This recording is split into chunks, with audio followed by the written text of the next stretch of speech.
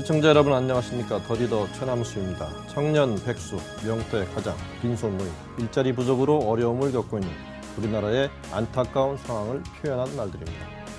그런 만큼 일자리 복지 강국 대한민국을 만들겠다는 정부의 노력에 큰 기대를 갖게 되는데요.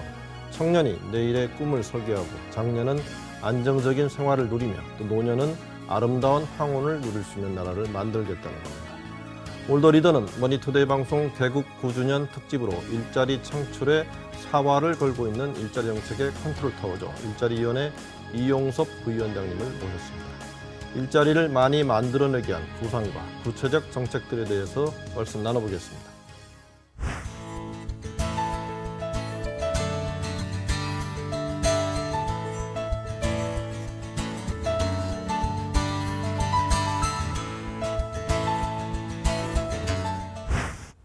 예, 저 부위원장님 바쁘실 텐데 시간 내주셔서 감사합니다. 예, 감사합니다. 그 일자리위원회 지금 만들어진 지 지난 5월 16일 4개월이 됐죠. 예, 한 120여일 됐는데요. 예. 뭐 그동안 많은 일을 해오셨는데요. 예. 되돌아보시면 주로 어떤 일들을 해오셨는지 조금 정리 한번 해주시죠. 예. 이 정부 정책에도 순서가 있습니다. 예. 지금은 이제 문재인 정부가 들어선 지 얼마 되지 않았기 때문에 뭐 개별 기업 현장에서 일자리를 몇 개 만드느냐 이런 문제보다는 일자리 인프라를 깔고 일자리 기반을 구축하는데 역점을 두고 있습니다. 예. 예를 들면 일자리 정책이 효율적이고 체계적으로 집행될 수 있도록 대통령 직속으로 일자리위원회가 이미 만들어졌고 예. 또 청와대 일자리 수석실이 신설이 됐고 대통령 집무실에 일자리 상황판이 만들어졌고 일자리 신문고도 개통이 됐습니다. 그리고 정부가 이제 뭐 세제 지원, 금융 지원, 각종 지원 제도를 많이 가지고 있는데 이런 지원 제도가 일자리를 많이 창출한 기업에게 집중될 수 있도록 일자리 중심으로 개편하고 있고 예. 그리고 환경 영향 평가처럼 대규모 재정 사업을 한다든지 중요한 정책이나 법률을 만들 때는 반드시 고용 영향 평가를 받도록 했습니다. 예. 그리고 정부 기관 평가, 그리고 공공기관 평가, 지자체 평가를 함에 있어서 좋은 일자리 창출을 핵심 지표로 추가를 했습니다. 예. 그리고 이제 우리가 과거 수출 입국할 때 수출을 많이 한 기업에 대해서 수출 탑을 이렇게 수여했지 않습니까? 예, 내년부터 이제 고용을 많이 창출한 기업에 대해서는 고용탑을 수여하고 각종 혜택을 드릴 뿐만 아니라 그분들이 우리 사회로부터 존경받고 칭송받는 그런 문화를 만들어 가도록 하겠습니다. 예. 일자리 많이 만들어내는 기업이 애국하는 기업이다. 예. 예, 그렇게 봐도 되겠습니다. 예, 그렇습니다. 그 9월에 이제 일자리 정부 5개년 로드맵 발표하셨는데 앞으로 주로 어떤 정책들이 중점 추진된다고 보면 될까요?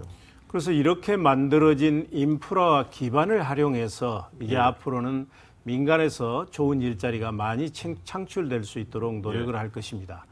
지금 말씀하신 것처럼 9월에 실은 회의를 하려고 했습니다만 대통령께서 애국에 나가시기 때문에 10월 초중순에 제3차 일자리위원회를 개최해서 좀 늦춰지는군요. 예, 앞으로 이제 5년 동안 추진할 일자리 로드맵을 확정해서 발표하겠습니다. 여기에는 주로 이제 어떤 내용이 들어가냐면 일자리의 보물단지는 뭐니 해도 중소기업이고 벤처 창업입니다. 그래서 어떻게 하면 중소기업을 육성하고 벤처 창업을 활성화할 것인지 그리고 4차 혁명 시대의 우리 경제를 이끌어갈 신성장 산업 육성 문제 그리고 공공 부분에서 81만 개 일자리를 창출한다고 했지 않습니까? 이 창출 방안 그리고 비정규직을 정규직으로 전환하는 방안 다시 말씀드려서 일자리의 양은 늘리고 질은 높이는 이런 방안들이 이제 주 내용이 될 것입니다. 사실은 뭐 일자리 늘리는 문제가 이렇게 하루 이틀에 이렇게 효과를 낼 수 없는 정책이지만 그렇습니다. 또 청년들이나 국민들 입장에서 보면 좀 다급하지 않습니까? 그래서 뭐 이런 질문 자체가 좀 어떻게 보면은 좀 어폐가 있습니다만은 그래도 국민들이 일자리 사정이 좋아졌구나. 뭐 좀 체감하려면 어느 정도 좀 시간이 필요할까요? 예, 아마 국민들께서 일자리 성과를 느끼는 데에는 좀 시간이 필요할 것입니다. 말씀하신 것처럼 일자리 정책이 만들어져서 이게 시행이 되려면 국회에서 이제 예산이 통과가 돼야 되고 또 법률이 통과가 돼야 됩니다. 그래서 우리는 정책이 만들어져서 효과가 나올 때까지 그 시차를 팔러시 레그라 해서 정책 시차라고 합니다. 그래서 좀 시간이 걸릴 텐데 제가 이제 아까 말씀드린 것처럼 우리는 지금 일자리 인프라를 구축 중에 있다고 했지 않습니까? 이걸 바꾸어 얘기하면 도로교통에 비유하면 지금은 일자리 고속도로를 만들고 있습니다. 이제 이렇게 고속도로가 만들어져서 그 위에 일자리 차량들이 쌩쌩 달리게 되면 국민들께서도 좋은 일자리가 많이 만들어졌구나 이걸 느끼실 텐데 저는 그래도 내년은 가야 되지 않겠는가 이렇게 생각을 하고 그 정책 효과가 나타나기까지는 기업들이 좀 어렵지만 사회적 책임을 다한다는 의미에서 금년 하반기에도 이제 많이 채용을 해주고 있습니다만 일자리를 많이 창출해 주시기를 부탁드립니다. 그 종래 이제 다른 정부들 같은 경우에는 주로 이제 발상이 이제 기업 투자를 늘리면 일자리는 늘어난다. 뭐 소위 말하는 이제 낙수 효과를 누렸던 건데요. 이제 그게 잘 안 되고 있다 보니까 이제 문재인 정부 들어서는 일자리 중심으로 딱 이렇게 무게 중심을 잡고 가고 계신데 또 소득주도 성장을 하겠다. 또 맥을 같이 하는 건데요. 종전 정부와 다른 경제 철학의 그 맥의 변화 어떻게 설명하실 수 있을까요? 그래서 지금 말씀하신 것처럼 과거 정부에서는 이제 대기업이나 고소득자의 소득이 늘면 낙수 효과에 의해서 중산 서민들의 소득도 늘고 중소기업도 성장할 것이다. 이런 전제 아니었습니까? 이게 이제 신자유주의 시장 경제인데 이 정책이 실패를 했습니다. 그래서 지금 한국 경제가 직면하고 있는 3대 중병이 저는 저성장의 늪에 빠져 있고 양극화에 덫에 걸려 있고 국민의 행복 지수가 추락하고 있다고 생각을 합니다. 이 3대 질병이 실은 신자유주의 경제 정책의 실패에서 온 것이죠. 그래서 우리가 이번에 이제 문재인 정부의 경제 철학을 우리가 제이노믹스라고 얘기하지 않습니까? 뭐 아시겠습니다만 제이노믹스는 문재인의 제의를 의미하고 또 일자리 정부를 강조하니까 잡의 제의를 의미하고 그리고 제이커브 이펙트라고 제이커브 효과라 해서 일자리 정책을 하게 되면 처음에는 약간 조정 과정이 있기 때문에 제이처럼 내려오다가 성과가 발휘되면 지속적으로 성장한다 하는 그 3가지 의미를 담고 있는데 우리 제이노믹스는 그래서 이제 일자리를 만들고 그렇게 되면 중산 서민들의 소득이 늘지 않겠습니까? 그러면 거기서 양극화가 완화되고 그렇게 되면 이제 중소기업들이 투자를 하게 되고 소비가 늘어나니까 그래서 성장이 되고 그래서 일자리, 분배, 성장의 이제 선순환 구조를 만들겠다고 하는 겁니다. 이제 이렇게 되면 우리 사회가 많이 바뀔 겁니다. 그러니까 과거에는 대기업 중심의 소수 특공 경제였단다면 앞으로는 성장의 혜택이 국민 모두에게 돌아가는 국민 성장 시대가 열릴 것입니다. 그리고 부채 주도의 성장에서 소득 주도의 성장으로 그리고 양극화를 심화시키는 성장에서 중소기업과 동반 성장으로 그리고 또 하나는 이제 그동안은 수출이 성장을 주도했습니다만 수출과 내수가 균형을 이루는 성장으로 그리고 일자리가 창출되지 않는 성장이었다면 앞으로는 고용 창출형 성장으로 이렇게 이제 바뀌어 갈 것입니다.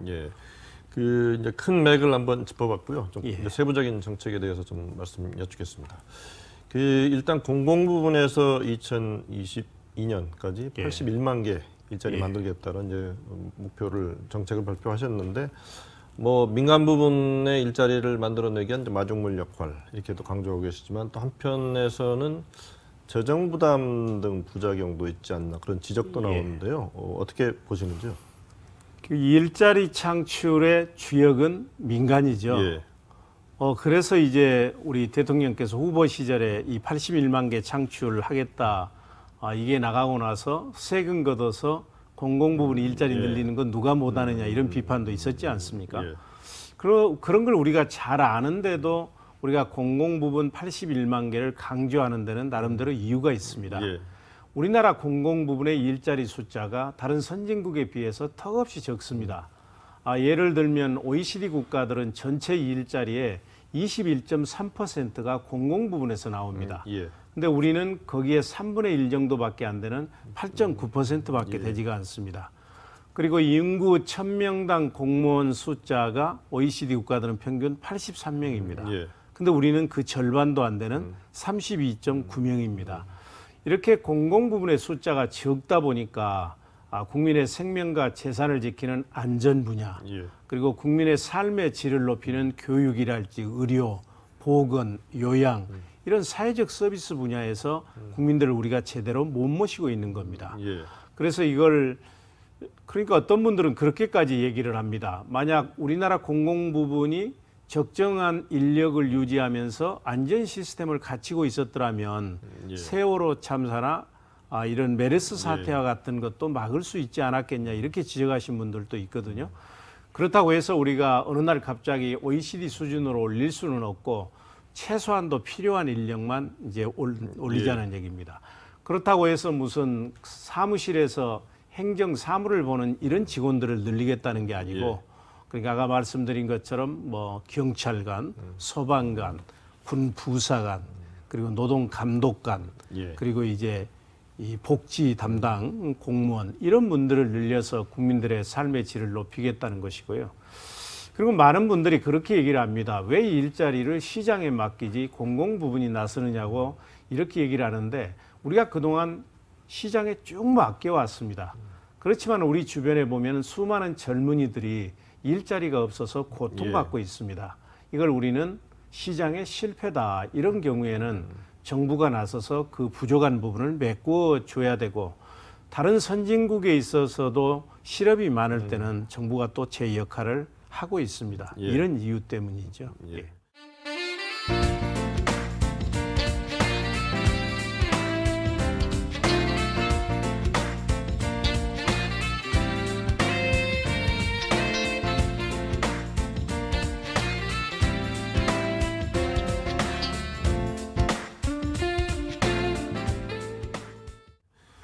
그 다음은 뭐 이제 비정규직 문제라든가 최저임금 여러 가지 여쭤볼 게 많은데 뭐 시간이 충분치 않기 때문에 최저임금 문제 논란이 많았기 때문에 10,000원을 이제 목표로 해서 7,530원, 16.7% 올렸는데 16.4%. 제가 좀 높게 올렸군요. 그 일부 또 인상분은 정부가 직접 지원하는 이제 대책도 발표하셨고요. 근데 이제 중소기업이나 소상공인 중심으로 지금 상당히 부담된다. 또 이 정부 지원을 뭐 계속 물론 이제 부총리도 한시적이라고 표현했습니다만 또 재정 부담의 문제 또 이게 동전의 양면처럼 문제들이 제기되고 있는데 이 문제에 대해서 또 어떻게 보시는지요? 이제 최저임금은 실은 최저임금위원회라고 법정위원회가 있습니다. 거기에서 이제 결정을 한 겁니다만 아마 저임금 근로자들의 삶의 질을 높이고 또 양극화를 해소해서 문재인 정부가 추진하고 있는 소득주도 성장을 뒷받침하기 위해서 저는 고심 끝에 내린 결론이라고 생각을 하고요. 다만 그렇게 하다 보니까 우리 사회의 또 한 취약계층인 소상공인, 자영업자, 전통시장 상인들 이분들이 많이 어렵거든요. 그래서 지난 5년 동안의 평균 임금 상승률이 최저임금 상승률이 7.4%였습니다만 이 부분보다 더 올라간 부분에 대해서는 재정에서 지원하겠다 하는 게 정부의 입장이고요. 그래서 2020년까지 10,000원으로 올리겠다 하는 게 이제 대통령의 후보 시절 공약이었거든요. 저는 이 공약이 지켜졌으면 좋겠다는 생각이긴 하지만 그러나 2020년까지 10,000원 올리는 게 유일한 정답은 아니다. 해법은 아니다. 그렇게 생각을 하고요. 그래서 이제 내년에 또 최저임금위원회에서 그 다음 연도 임금을 결정할 텐데 그때는 저임금 근로자들의 어려운 상황 그리고 소상공인들에게 미치는 영향 그리고 우리 경제에 미치는 영향 또 한국 경제 상황 이런 것들을 종합해서 이제 결정을 해 주실 거라고 믿고요. 다만 제가 여기서 분명히 말씀드릴 수 있는 것은 저소득 근로자의 최저임금이 올라감으로 인해서 또 다른 취약계층인 소상공인이나 자영업자들을 어렵게 하지는 않겠다. 그리고 최저임금이 올라감으로 인해서 오히려 일자리가 줄어드는 일은 없도록 하겠다 하는 말씀은 확실하게 드리겠습니다. 그 관련해서 나오는 이제 질문 중에 생계비가 이제 업종 또 지역 특히 지역별로 차이가 나기 때문에 또 업종별로 상황이 다르기 때문에 업종이나 지역별로 좀 다르게 최저임금을 정해야 되는 거 아니냐 뭐 이런 얘기도 나오는데 어떻게 보시나요? 그래서 이제 최저임금의 우선 기준이 되는 임금을 다른 나라는 이제 통상임금으로 하고 있거든요. 또 선진국들 중에는 업종별로 지역별로 차등하는 그런 나라들도 있습니다. 그래서 이 문제를 이미 최저임금위원회에서 다루고 있습니다. 그래가지고 개선 방안을 금년 말까지 정부에 건의하도록 돼 있거든요. 이제 그걸 받아봐서 저희가 합리적인 방안을 정하도록 그렇게 하겠습니다. 지금 이제 통상임금 얘기 나오셨으니까 이제 얼마 전에 기아차가 패소해서 이제 상여금 등도 통상임금으로 본다. 이런 이제 판결이 나왔는데요. 이 판결을 계기로 물론 이제 기업들은 이제 부담 증가를 호소하고 있지만 또 통상임금의 기준을 또 바꿔야 되지 않느냐 이런 얘기들도 나오고 있는데 어떤 계획 가지고 계시는지요? 실은 지금처럼 통상임금의 산입 범위를 고용노동부의 지침이나 법원의 판례에 맡기는 것은 이건 안정성 측면이나 애측성 측면에서 보면 매우 문제가 많은 겁니다. 그래서 정부의 입장은 통상임금의 범위를 법에서 분명하게 규정하자는 것이고 지금 국회와 협의를 하고 있기 때문에 저는 법제화 될 것으로 생각을 하고 있습니다. 그리고 지금 국회에서 좀 이제 아직 논란이 빚어지고 있죠. 근로시간 단축 이슈죠. 이제 68시간에서 52시간으로 단축하는 문제. 또 이 또한 여러 논란이 있습니다. 근데 어떤 배경에서 이 정책을 추진하고 계시고 물론 국회에서 입법이 이제 돼야 되겠지만 어떻게 보시는지요? 우리나라가 이제 그동안 근로시간을 점차 줄이고는 있지만 여전히 세계에서 가장 일을 많이 하는 그런 나라입니다.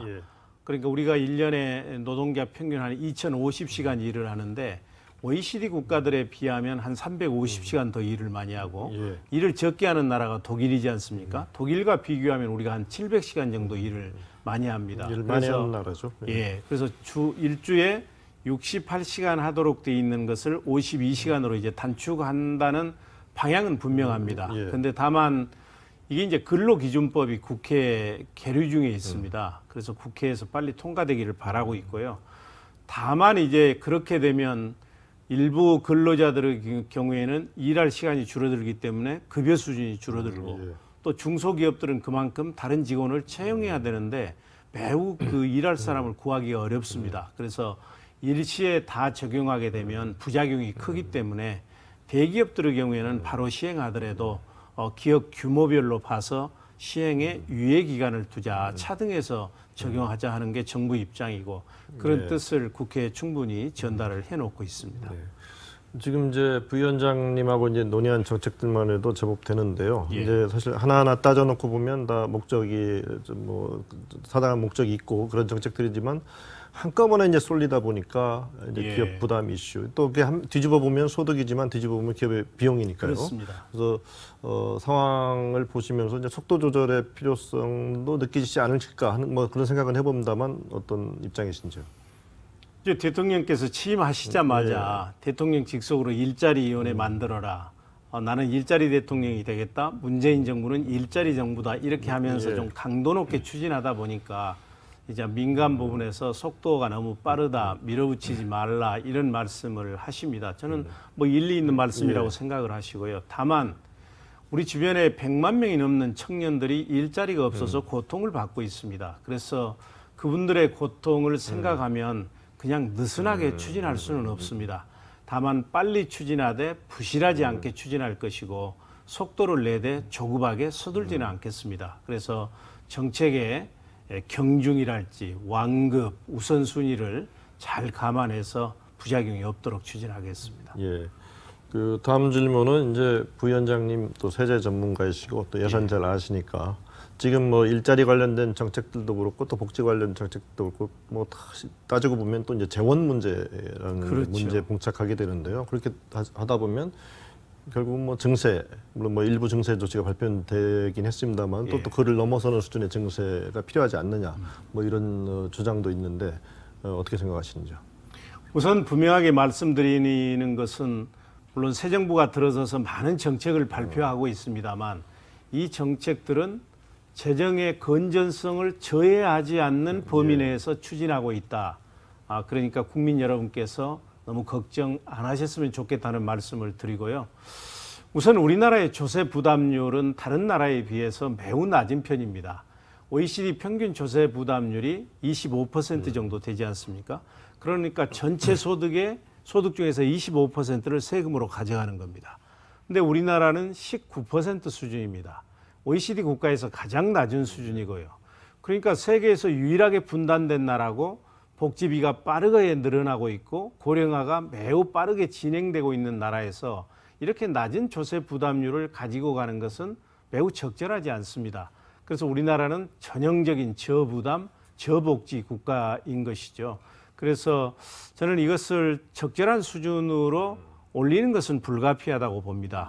이 조세 부담률도 높은 것도 문제지만 너무 낮은 것도 문제거든요. 그러면 현재 19% 내인데 이걸 몇 %까지 올리는 게 적절하냐 하는 것은 사회적 합의와 논의를 거쳐서 결정을 해야 되는데, 다만 말씀드릴 수 있는 것은 세금을 올리더라도 비과세 감면을 줄이고 지하 경제를 양성화하고 고소득자, 대기업 그리고 고액 재산가 상대적으로 이제 여유 있는 담세 능력이 있는 분들에게 적정하게 과세를 하게 되면 국민 일반의 세금 부담이나 중산 서민들의 세금 부담은 늘어나지 않으면서 필요로 하는 세금은 조달할 수 있다.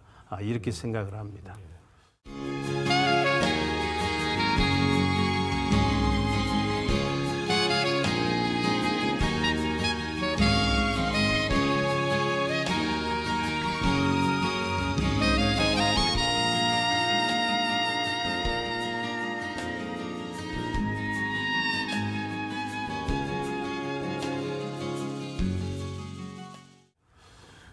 저희 프로그램이 더 리더, 정책적인 질문도 드렸습니다만은 또 리더 개인의 삶과 또 철학에 대해서 여쭤보는 이제 질문 시간입니다. 예.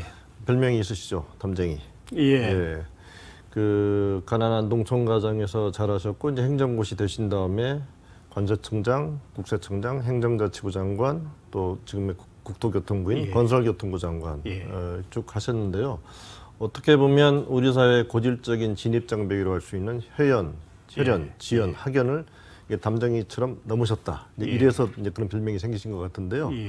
그 별명 어떻게 생각하시고 또 개인의 삶의 철학 나오신 김에 좀 말씀해 주시죠. 이제 담쟁이란 별명은 실은 제가 노무현 정부에서 초대 국세청장 할 때 이제 접대비 실명제라고 기억하실지 모르겠습니다. 그걸 시행하면서 지금 김영란법 못지않게 많은 저항을 받았습니다. 근데 그게 이제 우리 한국 경제를 투명하게 하고 건강하게 하는데 꼭 필요하다고 해서 노무현 대통령의 그 뒷받침 받아서 시행하면서 이제 넘어지지 않고 극복했다 해서 그때부터 이제 담쟁이라는 별명이 붙었습니다. 근데 말씀하신 것처럼 저는 이제 출생 지역 그리고 학연 때문에 공직 생활하면서 많은 어려움이 있었죠. 근데 이제 저는 그래도 제가 말씀한 것처럼 2번의 청장, 2번의 장관, 2번의 국회의원을 할 수 있었던 것은 어려운 여건 속에서도 항상 제 가슴 속에 꿈이 있었고 그리고 매사를 저 밤에 있어서 진인사 대천명 최선을 다하고 기다리는 이런 자세가 나름대로 역할을 하지 않았는가 그런 생각이 듭니다. 그 이제 부위원장님 지금 걸어오신 길에 비춰서 지금 사실 청년들 굉장히 어렵지 않습니까? 사실 뭐 저도 개인적으로 졸업할 때는 직장을 골라갈 정도였지만 요즘 뭐 직장 한 군데 들어가기도 좀 쉽지 않고 창업하라고 그러지만 또 그렇게 쉬운 일이 아니지 않습니까? 그렇게 지금 좌절하고 있는 또는 걱정하고 있는 청년들에게 희망의 메시지 한 말씀 해주시죠. 저는 청년들이 큰 꿈을 갖기를 바랍니다. 지금 여러분의 상황이 얼마나 어렵냐, 가정은 어떻냐, 어느 대학 나왔느냐 이게 중요한 것이 아니고 앞으로의 여러분의 미래는 지금 여러분 가슴에 어떠한 꿈을 가지고 있느냐에 따라서 좌우된다고 생각을 합니다. 우리가 꿈을 버리지 않으면 꿈은 절대 우리를 포기하지 않습니다.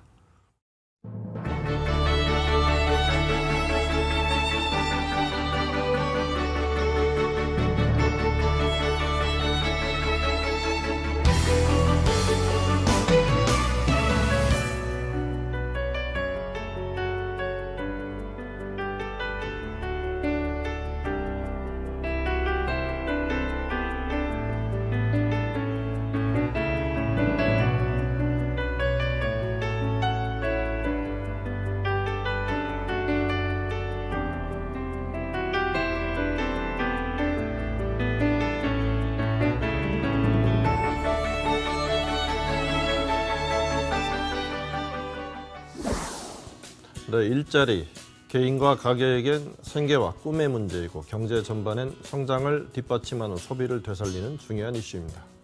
아무쪼록 문재인 정부가 일자리 문제를 잘 풀어나가서 그늘진 서민과 청년의 삶에 희망의 빛을 비추어주길 기대해봅니다. 오늘 바쁘신 일정에도 출연해주신 일자리위원회 이용섭 부위원장님 감사합니다. 시청해주신 여러분 고맙습니다.